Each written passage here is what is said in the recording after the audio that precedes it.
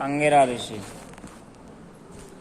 तो अंगिरा ऋषि के पास में जब वो राजा नीचे धरती पर बैठ गया तब उन्होंने उनसे आदर के साथ कहा, अंगिरा उवाच अपि तेनामयं स्वस्ति प्रकृतीनां तथात्मनः यथा प्रकृतिभिर्गुप्तः पुमान् राजापि सप्तभिः।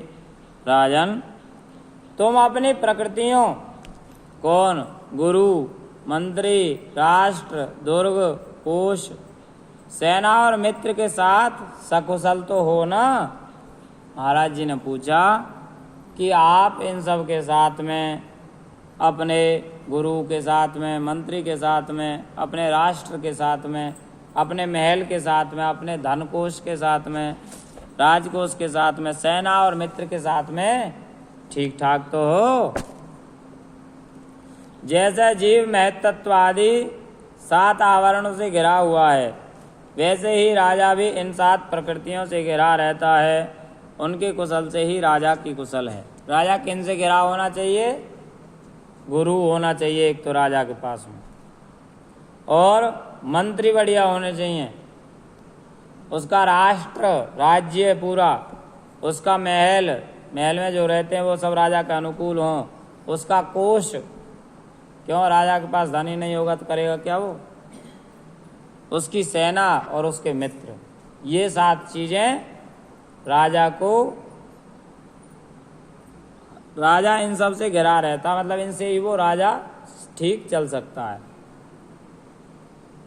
तो उन्होंने पूछा आप इन सब के साथ कुशल तो हो? अंगिरा ऋषि पूछ रहे हैं, आत्मानं प्रकृति श्रद्धा निधाय श्रेयाप्नुयात् राज्ञा तथा प्रकृतयो नारदेवाहितादयः।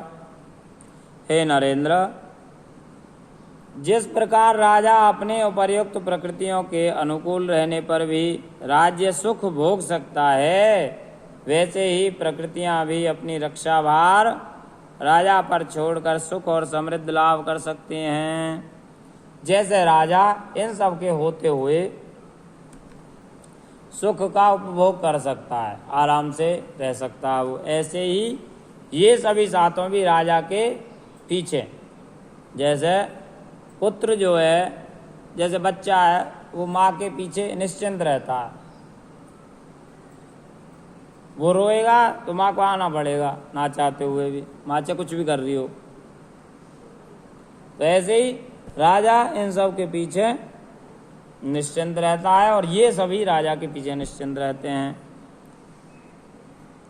अपिदारा प्रजामात्या भृत्या श्रेण्योध मंत्रिणः पौराजान पदा भूपात्मजा वशवर्तिनः। राजन, तुम्हारी रानियां, प्रजा, मंत्री, सलाहकार, सेवक, व्यापारी और अमात्य दीवान, नागरिक, देशवासी, मंडलेश्वर राजा और पुत्र तुम्हारे वश में तो है ना? वो पूछ रहे हैं